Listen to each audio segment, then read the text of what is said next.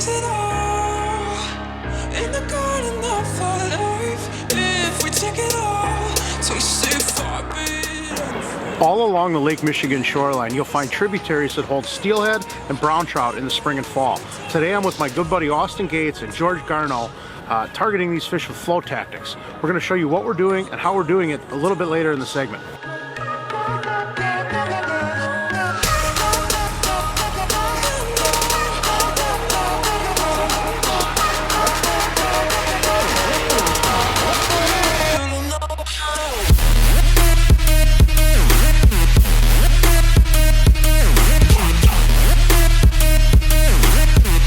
Anything else just pales in comparison.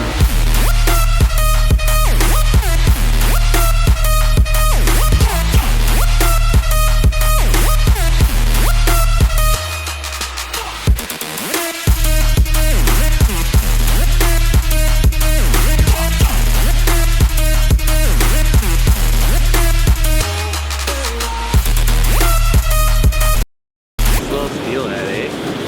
Little guy. Beaut. Good looking fish. Oh, that's impossible. We can lose it all in the garden of our life if we take it forbidden. For we'll know when we touch. Look at that. What do you think, George? He's freaking awesome.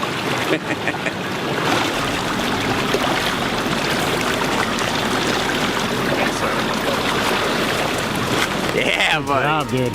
Woo!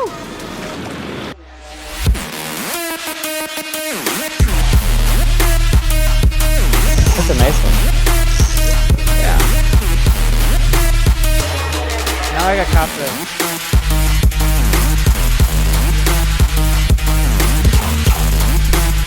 I'm earning fish.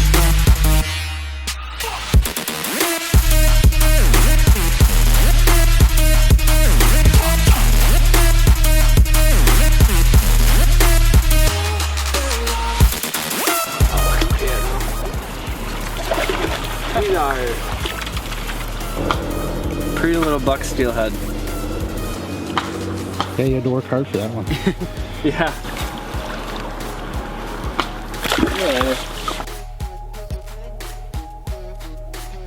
The setup that I use, this is just a Raven IM8, and then for reel, it's a Raven fully ported matrix. For line, this is just 12-pound main line from Raven, and this setup just does very well. Some guys like running heavier line, some guys like running lighter line. I feel like 12-pound does the best across the board, but that's just my personal opinion. No, that's a 13-foot rod, a 13-foot rod also. Two-piece 13-foot rod. Okay, and awesome. this rod has a little bit more backbone, so when you're fishing in the spring and you're getting faster water like this, you can really steer the fish out of current. Today we've had some fish that have taken off downriver. They're very strong fish, they get leverage on you, so you want a rod that has a little bit more power compared to like a lighter action rod. The rod does an awesome job. It's really a cool looking reel. It's like a work of art.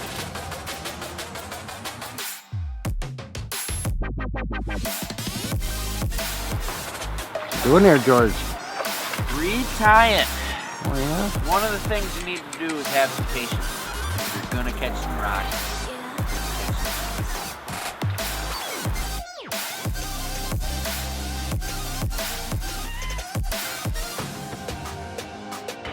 I would probably constantly be floating this river if I lived here. I think there's a pretty healthy amount of steelhead that come up here every single year. Fish.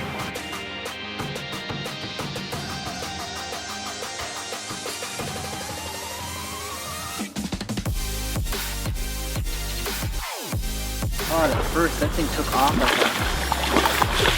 I want to get a hand really bad. I think it's a hand. Yep, that is. That's a hand, yeah. Man, gorgeous. You sure you don't need a hand? Yeah. Hand me your rod. Nice.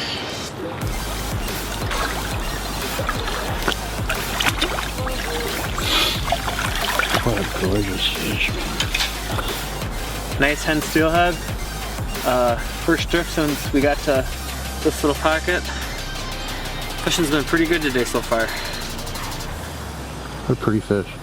Very pretty fish. I'm gonna go over the basic float fishing setup with you guys today. This is just a basic 8-gram Raven float. Pretty standard float size to use in the spring when the water is a little bit higher from the runoff and any rain. The river's higher, we'll go a little bit heavier, and the river's lower, a little bit lighter. But this is a good float to start at. For a shotting pattern, I just like to spread the shot out along the line from the float to the two-way swivel. So what the split shots will do is it'll keep, depending on the current, it'll keep a vertical presentation. Yep. Some guys like to run a lot bigger split shot and displace them. I like running a lot of small shot and varying it along the line. Notice that. There's various shotting patterns you can do. It depends on the depth and current that you're fishing. Today we're fishing a little bit faster, a little bit deeper, so kind of been doing it pretty evenly and putting a lot more weight towards the bottom to get it down there. Sure. For the leader, this is just 6.8 pound Raven leader line. So you've got a swivel and a two-way swivel. Okay, you got a swivel and you've got a leader. How long of a leader do you usually like? 2 to 2.5 feet. Okay. Give or take. And on the end I just have a little 16th or 32nd ounce jig, and this is just a jig I painted myself. The paint job's not the best on it, but does the job. Sure. Very cool. Now another thing I noticed is you vary the height of the float depending on, you do want to be really close to the bottom with these fish, correct? Yes. Preferably you want the jig with your whatever kind of bait you have on to be just ticking along the bottom. You don't want it too high and you don't want it dragging. So you got to find that happy median. So when you're drifting, if your float's dragging bottom, you slide it up, slide it down a little bit, and if the float's not touching the bottom or you're not ticking bottom, slide the float down. So in increments, yeah, I mean usually, you know, if you're fishing a slip bobber or something for walleyes or panfish, you're making bigger adjustments. With the steelhead floats, you're talking 2 inches, 4 inches, really small adjustments until you hit the bottom. Especially right now when the water's very cold, 2 to 4 inches can make the difference between getting bites and not getting bites in a specific area. Very cool, man. Well, thanks for taking us today. No problem.